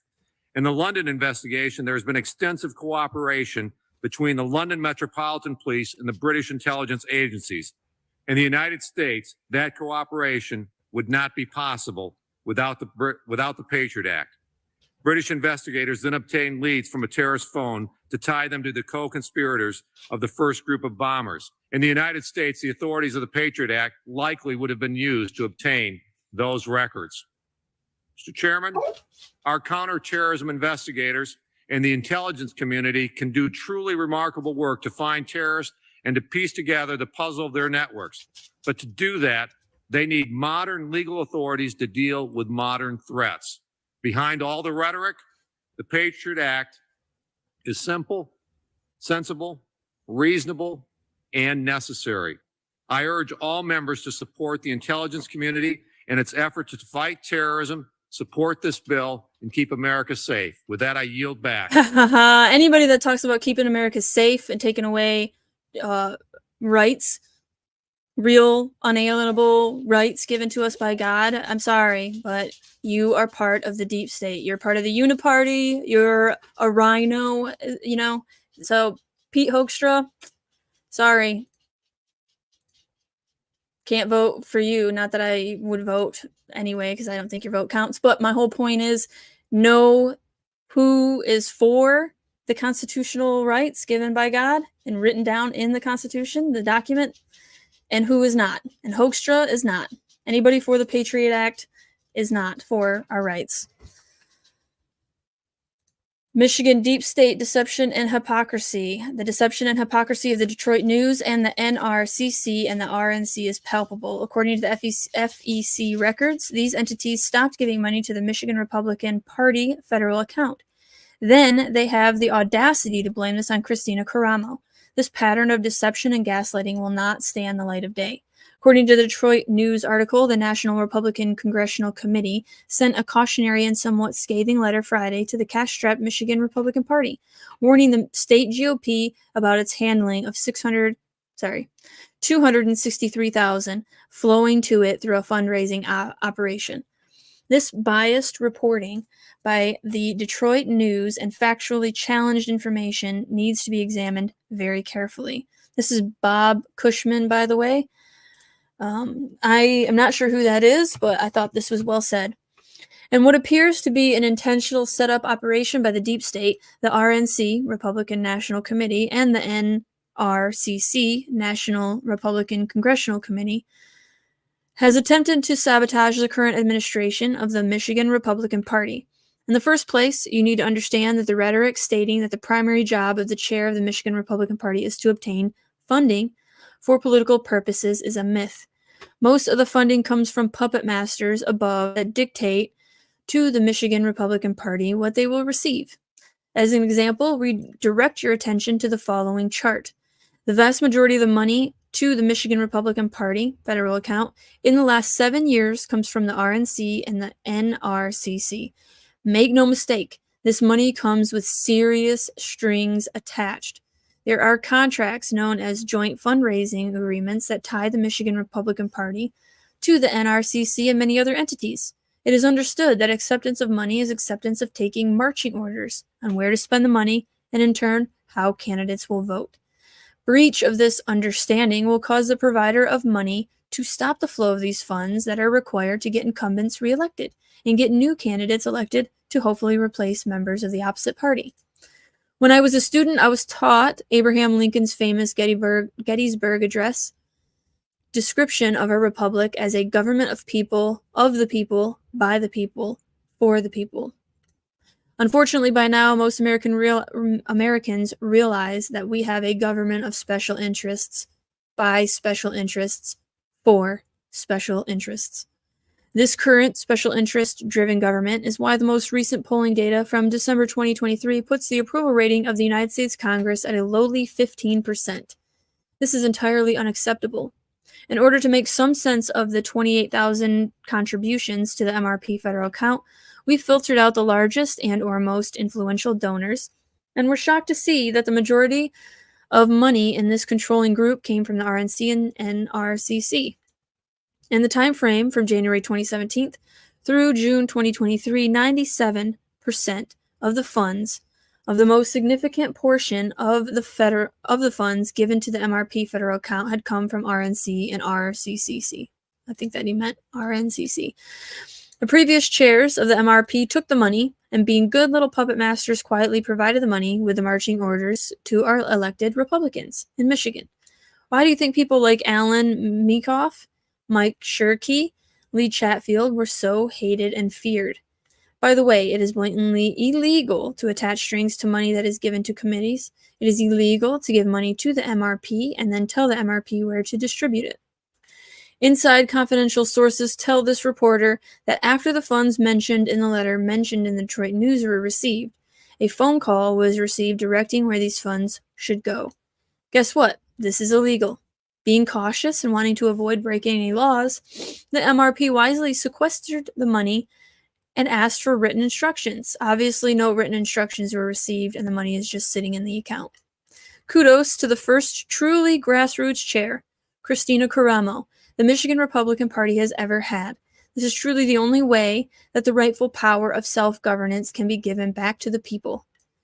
We also want to point out, with the exception of $263,000 from NRCC, no money has been received from the other historically significant donors since the grassroots leader was elected. The RNC, BCBS, CMS Energy, DeVos family, and the Weiser family. The DeVos family, by the way, heavy ties to China. They have a warehouse in China that was not shut down during the lockdowns because they have connections. And I will do a separate video because I have probably 10 articles on the DeVos family. It was actually kind of difficult to find. They cover their tracks very well. Everything they say sounds really good, but it's what they do that's not so good. You do not want to be beholden to these families anyway. That's the whole point of grassroots. We don't want to have specific rich families that can tell us, we the people, what we can and cannot do. Doesn't matter if you're Republican or Democrat. It shouldn't be this way. DeVos family basically owns GR. Yeah, and they're heavily involved with implementing the Sustainable Development Goals of the United Nations. So they're in on it too. They just talk out the side of their mouth. These deep state actors are in absolute panic over losing control of the Republican Party to we, the people. That explains why the well has gone dry and why the insane illegal attempts to take control of the Republican Party have occurred. The unlawful actions of the minority are undoubtedly fueled by fearing the reduced funds will not be returned until control is returned to the deep state. So again, they are trying to force the Republicans to bend the knee to money. And so far, Christina Caramo is saying, no, I ain't bending the knee. The hopeless governance of the Marlon Meekoffs and the Mike Shirkeys, the Lee Chatfields, the Jason Wentworths being controlled by the Bobby Shostak, Laura Cox, Rona or Romney, Ron Weiser ilk that only gave us increased Obamacare with Michigan Medicaid expansion, increased fuel taxes after 81% of Michiganders said no new taxes. All this with a so-called Republican governor. A Republican House and a Republican supermajority Senate should tell you that returning the control of the deep state, aka the Uniparty, is not the answer. I love this. Yeah. It's like Republicans, majority of them are just as bad. It's because they're all power hungry. It's not really about red versus blue, y'all. It's about money. It's about power. And again, not every rich person is evil. That is never what I'm saying. I'm not one of those eat the rich types of individuals. If you create a product or service that helps society, then money will come and that is deserving. But these people are not those people. They're not creating products and services to help the world. Let's see here. Republican supermajority Senate should tell you. Okay. In our next chapter, we will discuss why the DTE-guided nonprofit known as Michigan Energy First has funneled $1,450,000 to the Michigan Republican Party's administrative account that is not publicly tracked, and just exactly how these clandestine joint fundraising agreements have stolen our representative form of social or of self-governance. Stay tuned, fellow patriots. With God's help, we'll win. Yeah. With God's help, we will win. I definitely believe that. All right. Now we're going to get into Whitmer. Since we're talking about corruption and money, let's talk about Whitmer. Zoltan the man, these people are just trying to gain the power and milk every penny out of the system because they know it's coming to a quick end. Yes. And here's the thing, just like in the Gulag Archipelago, the people that were the most broken in the Gulag were the communists themselves because they just didn't understand. They did everything that they were supposed to do. They helped the communist movement and they wanted it. Now they're in jail. And so their spirit is utterly broken. I think that the same thing is going to happen to all these people that think they're in the group, but they're really not. You might have a bunch of money, but if you don't have the bloodlines, you're not really in the club. They just pretend you're just a useful idiot. But hey, we'll see. You were absolutely right. We'll see. So, private foundations bankrolled Whitmer's Population Commission. Few knew. This just came out a couple days ago on the 19th by Craig Mauger. An 86-page report ordered by Governor Gretchen Whitmer last year said the help of Michigan's philanthropic institutions would be key to increasing the state's population. But it didn't acknowledge it was those same institutions whose dollars bankrolled the findings. Hey, you need our money. We spent the money to say that. The Growing Michigan Together Council spent 5 months in 2023 developing recommendations to draw people to the state. But officials behind the high-profile panel have been less than transparent about where the group's money came from and where it went. While Whitmer, a second-term Democrat, announced the council at a June 1st press conference and formed it within the Michigan Department of Labor and Economic Opportunity, her administration arranged for nearly $1 million in funding to flow through a private foundation that faced fewer disclosure requirements than a state government does. Public-private partnerships, anybody? Multiple individuals who volunteered with the council said in recent days that they were unaware the effort relied on private dollars. Anderson Economic Group CEO Patrick Anderson, who served in the council's education work group, said members of the public have been led to believe the council was a government effort. In fact, much of the reporting was generated by consultants that were paid in a way they had no way of knowing, Anderson said. Using private dollars to fund the council saved state government money, but the strategy provided citizens less information about what was happening and who was influencing decisions, he contended. So they'll give $715 million of our taxpayer dollars to a corporation, a company we don't really want, and they'll say that they're saving us money by using private funds for things that we should be holding accountable. So now we have no we can't hold these people accountable because it's private money. We can't do a FOIA request on private money. Whitmer's Department of Labor and Economic Opportunity entered into a memorandum of understanding with the Michigan Municipal League Foundation on August 8th. Under the agreement, the foundation was to act as the fiscal sponsor for collecting donations on behalf of the council. Bobby Letty, Whitmer spokesman, said the purpose of the arrangement was to defer costs for taxpayers. Yeah, she's just trying to save us money. She cares so much about us. She's just trying to save us money. Has nothing to do with transparency. The Growing Michigan Together Council's ultimate report didn't mention the Michigan Municipal League Foundation or the financial contributions of 7 foundations that gave support to the group. The executive order Whitmer signed to launch the council did allow for the panel to accept grants of funds, donations of funds, property, labor, services, or other things of value. The council's ultimate recommendations were significant with weighty political ramifications, including urging that the state government provide 2 free years of post-secondary education as a way to increase population.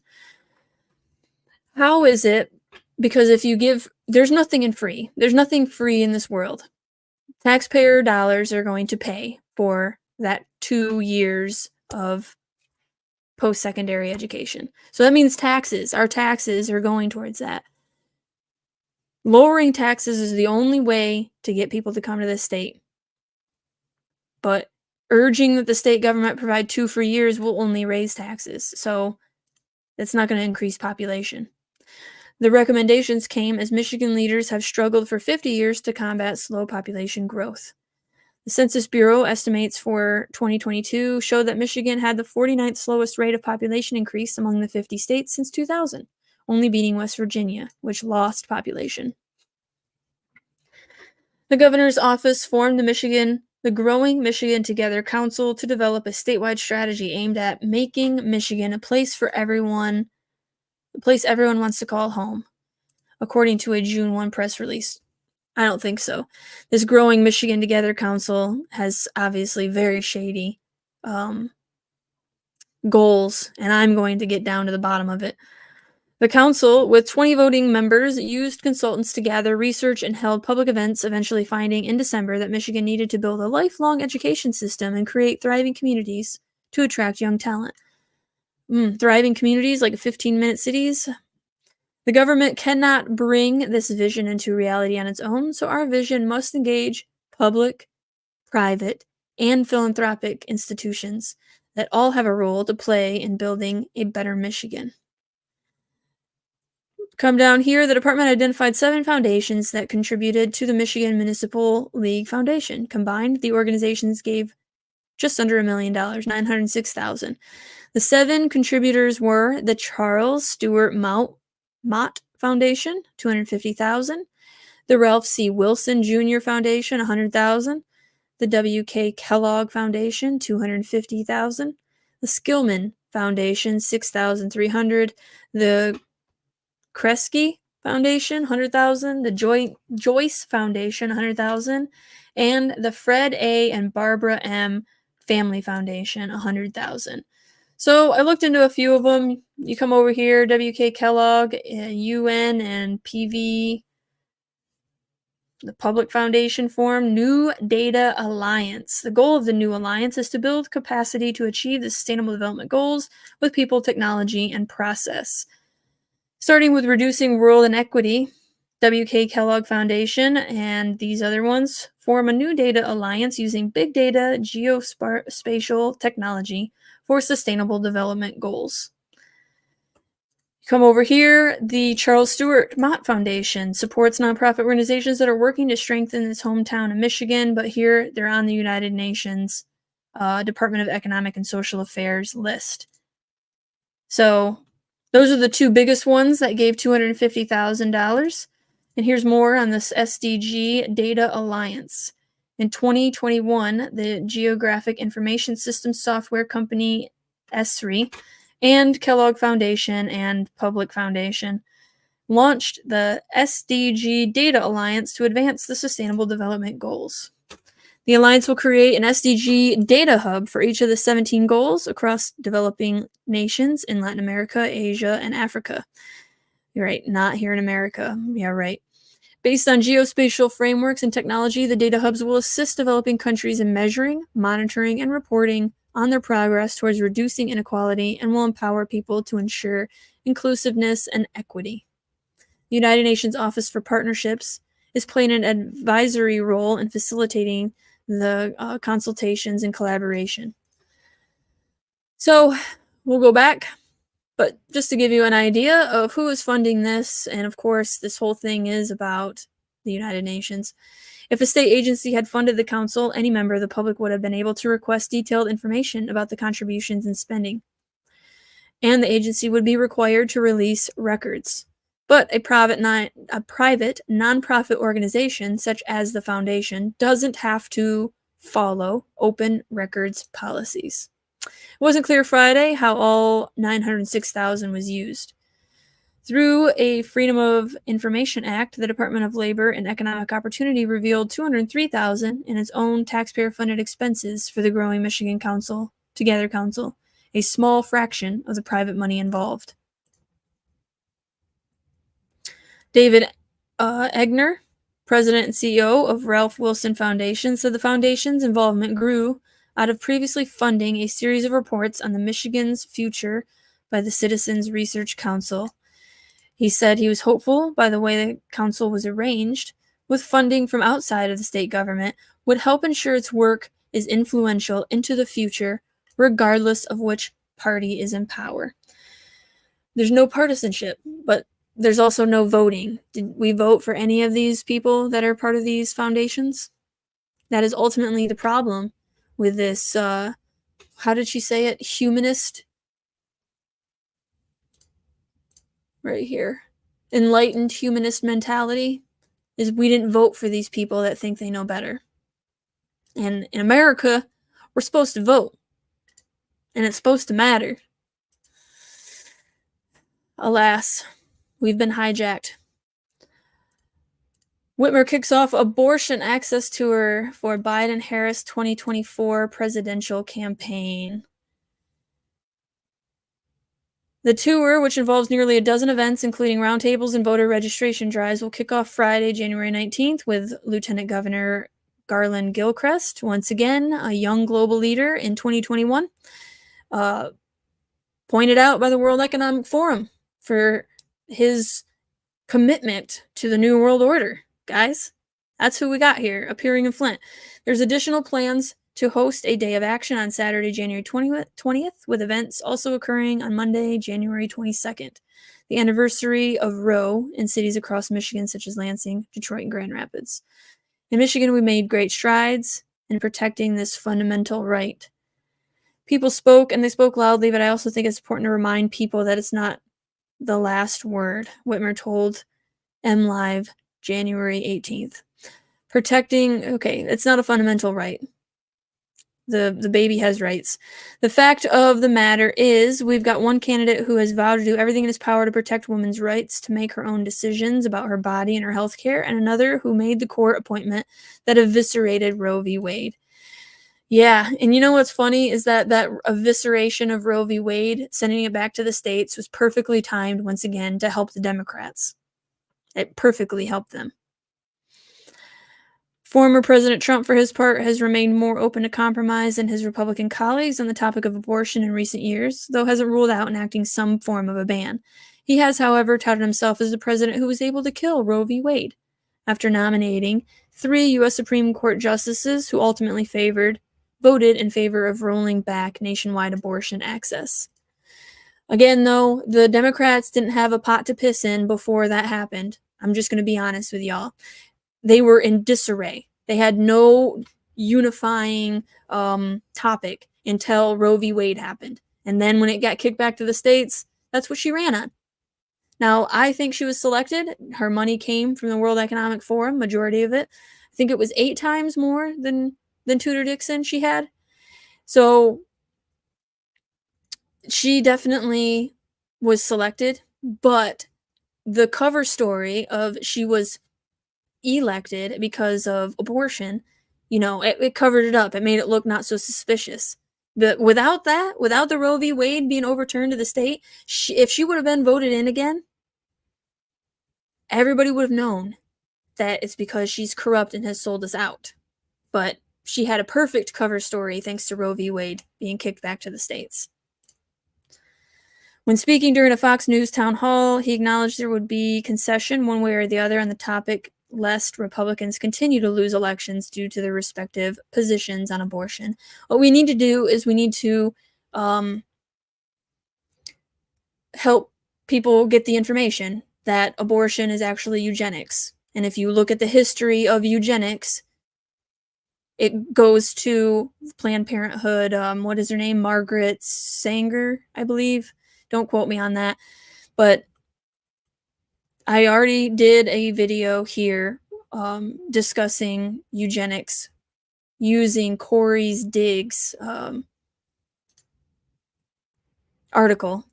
She had a very, very good timeline, very in-depth on eugenics and how abortion is just the new word for eugenics. So if people knew that, then I don't think they would be so apt to say that it's a basic human right. That's just my opinion, though. Maybe people would be okay with eugenics in 2024. Blaming homeschoolers for foster abuse is a dodge. Let's see. I am running out of time, so I'm making sure I'm going to give you the best stuff. So real quick, Big Rapids Master Plan is happening Wednesday, January 31st from 5:30 to 7:30 p.m. So if you're from Big Rapids, please go and, voice your opinion, try to figure out what the master plan is shaping up to be for your area. I mean, it's not just Big Rapids. Every city has a master plan. And in that master plan, you can find sustainable development, which, again, the Trojan horse that's taking over America. This article is too long, but I'm going to share it in my Substack. Inside the FBI-tainted Whitmer kidnapping plot you've heard almost nothing about. Perhaps I will go in depth in another video on this, but I'll have it shared in my Substack if you want to check it out.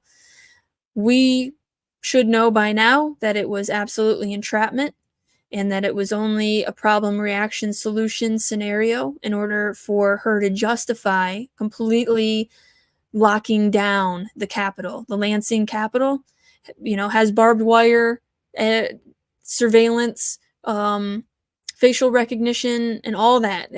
We have spent money. Taxpayers have spent lots of money on making sure that the Capitol is 100% secure from the people that they're supposed to be working for.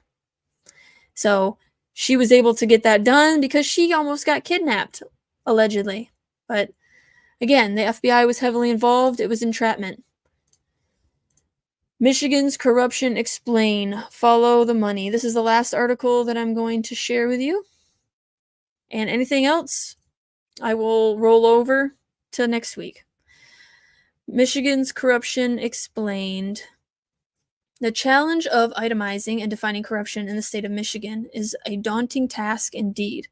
If you have begun reading this document, you already have some sense of the magnitude and depth of this long-term and in-depth subject.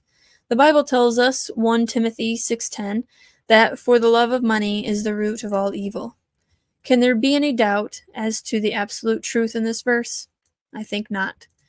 In a more recent quote, follow the money is a catchphrase popularized by the 1976 docudrama film All the President's Men, suggests which political corruption can be brought to light by examining money transfers between parties. I believe this widely accepting variant of 1 Timothy 6:10 is an excellent place to begin to find and understand the hidden linkages and fiduciary incentives that drive our government in Michigan. This is why I've attempted to follow the money to determine what corruption has taken place and who or what has enabled this corruption. Our entire Michigan corruption is based on finding legal pathways to enable the flow of money to influence decisions and provide opacity, not transparency, to provide cover for this money flow. This is precisely why campaign finance limits have grown to such unacceptable size. The governor's office and the legislature have shielded themselves from FOIA laws The Secretary of State has illegally written election manuals to prevent election challengers from observing and challenging election proceedings that are actually entitled to do under election law. I have spent most of my adult life in the state of Michigan and love the state. Unfortunately, I am finding it difficult to live here knowing the degree of corruption and continually observing the pure insolence of the elected officials who are supposed to represent me, but clearly they are not. When 10,000 Michigan citizens presented all of the legislators and the executive branch with notarized affidavits requesting their constitutional right to comprehensive audit of the 2020 election, and that request was never honored, I knew that we have, in fact, totally lost control of our government. Our elected officials have no allegiance to us whatsoever. So true. Abraham Lincoln has always been one of my favorite presidents, not mine. If you actually look into Abraham Lincoln, he helped blow up the government and make it much bigger than what it is now. One of the most impressive accomplishments of his, second only to freeing the slaves, was his profound intellectual ability to take 6,000 words of the Declaration of Independence and the Constitution and summarize them into a 10-word concise summary. Government of the people, by the people, for the people. No doubt about it, he was a great public speaker. He had charisma, but there's a lot of suspicious things around him. And of course, I am against slavery. We have a soul. Anybody with a soul, you should not be able to own somebody else. Duh. That simple but actual phrase has stood as one of the guiding principles for millions of us through the years. Sadly, it clearly is only a dream and not a reality in Michigan. We have lost so much. It clearly is our duty to regain this wonderful but elusive concept if our children are able to benefit from living in a land of the freedom and of liberty. Therein lies the reason that I have spent the majority of my available time thus far in 2022 seeking answers to the misbehavior of many in our Michigan elected officials. This is a work of progress that may never be finished, but I am duty-bound to share my findings as I am able. Chapter 3 barely touches one of the most important problem areas of our Michigan corruption: expanded campaign finance limits. Soon, I will complete a more detailed study comparing Michigan's limits to other states. The simple fact is that one of the primary reasons that your reps and senators and governors no longer listen to you is because you cannot provide the monstrous sums of money that they believe that it will take to get reelected. Neither you nor I can provide enough funds for them to be assured to continue to feed, clothe, and house their families. That basic human need of all of us is the primary reason our elected officials have deferred to the special interests that ever increasingly become the driving force in all their decisions and lawmaking. Table of contents, look at this. Tons and tons of information here. Once again, it will be in the Substack. I'm doing a quick double check. All right, we got a minute. We're going to watch this because I want to end on something funny. Usually this guy is funny. I haven't seen this video yet. JP, Awaken with JP is his channel name. And we'll see what he's got going on here in this minute-long video. Again, he's a comedian. I think he's funny, and he's for freedom, justice. Well, I'm a women's boxer now. Did you hear the good news? USA Boxing just announced that men can box in the women's division. That's right. I can just punch women in the face now, and everyone's all right with it. Yeah. Well, not just any man can compete in the women's division. Only men who lack the mental stability to not understand what their actual gender is. Like me. Because if you're going to have men committing violence against women, I think mentally unstable men are the safest ones to do it. I've been boxing for 20 years now. I took it up when I was a kid. Oh, I should also tell you, I'm a woman now too. I took that up last week. USA Boxing says the purpose of this policy is to promote fairness and safety for all boxers. Thank you, USA Boxing. I do need more safety and fairness in my women's sporting endeavors. Well, there you have it. I didn't know that was allowed now. Obviously, that's very dangerous. And of course, I am very much against men competing against women. I am for women's sports. I think that is all I have for you guys today. Zoltan says, oh, I think I read that one. Yes. All right. Let me know what you guys think. Tomorrow, unfortunately, I was going to do the Michigan Healthy Climate Plan, but the Michigan Strategic Fund is having a meeting, and so I'm going to live stream that instead. So once again, the Healthy Climate Plan deep dive is getting pushed back. I apologize for that. But I do think it's important that we see where our money is going. And last time I asked if I could record like through the Zoom, and they denied me. So I can record anyway through OBS, but I thought that was weird. Why would you deny me the right to record? It's supposed to be a public meeting. And they don't post it up anywhere. So I'm going to continue every time I can. I remember I'm going to live stream that so that we can watch where the money is going and how they, how they view each project that they throw money at. And then Wednesday at 7 p.m., Whitmer has her State of the State address. So I'm going to live stream that with y'all. And Wednesday morning, I'm going to talk about drones once again, the drone swarms, because Ukraine just came out, has 1 million drones now. And there are several articles that say we don't really have control over those drones. So I'm going to dive into some tech stuff on Wednesday, but that'll be on Rumble only. And then lastly, Thursday morning, I will be on Turn the Page with Janine again, talking about this new disease X and what my thoughts are on the topic. So I hope to see you guys tomorrow for the Michigan Strategic Fund. I will not have my face up. I'll just be typing because I don't trust myself not to accidentally be in the Zoom meeting yet. I need to figure out, how I can do it where I show the Zoom meeting, but I can still speak without them hearing. So basically, I'm not technologically smart enough yet, but maybe sometime.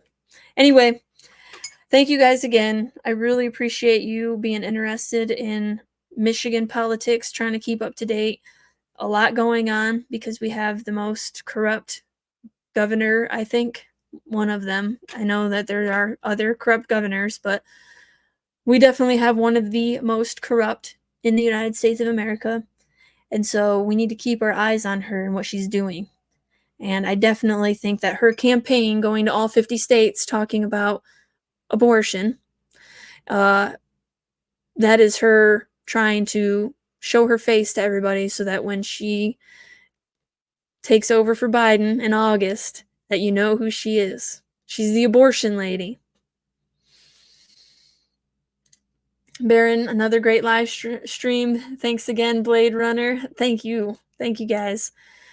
I really love hanging out with y'all and chatting and having someone to talk to. Because, again, I love talking to my husband, but he's the only one that around me that seems to be interested in the politics that I am. Oh, yeah, and my neighbor. I do have one neighbor I go see every week, so I'm lucky.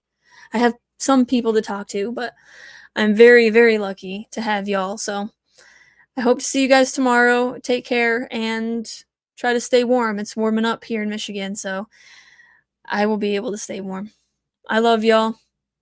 Peace out.